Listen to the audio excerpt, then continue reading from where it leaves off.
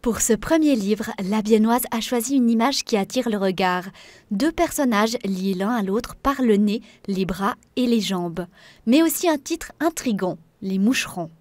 C'est des petites mouches qui reviennent plusieurs fois dans le livre, puisque le livre parle de petites vies quotidiennes qui essayent de trouver leur espace de liberté à l'intérieur d'un appartement.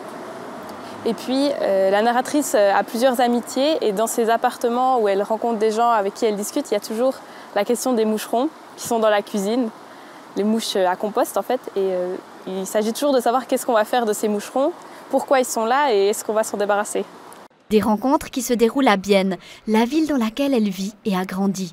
On peut reconnaître certains lieux, mais c'est surtout l'ambiance biennoise qu'elle a voulu retranscrire. Je dirais qu'à Bienne, je me suis toujours sentie assez libre de m'habiller comme je voulais, de vivre dans la manière dont je voulais, même de décorer mon appartement dans la manière dont je voulais, sans trop me soucier des trous que j'allais faire au mur. En tout cas, c'était comme ça dans mon appartement. Et donc c'est peut-être ça, pour moi, ce Bienne de l'histoire, c'est une ville assez facile, où les rencontres se font facilement et où il n'y a pas trop d'attente sociale, je dirais.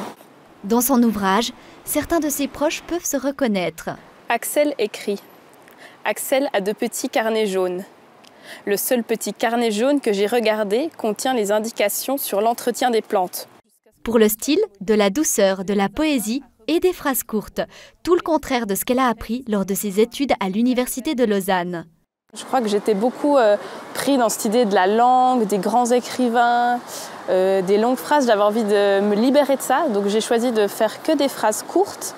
Dans chaque phrase, une petite histoire est racontée, donc vraiment d'avoir un lâcher-prise sur la complexité de la langue, mais essayer, même si c'est tout un travail, essayer d'aller à la phrase la plus simple possible. Avec ce livre, elle espère séduire les Biennois, mais pas seulement. Elle espère également se présenter sur la scène romande. Axel trouve un sapin argenté qui reste là toute l'année.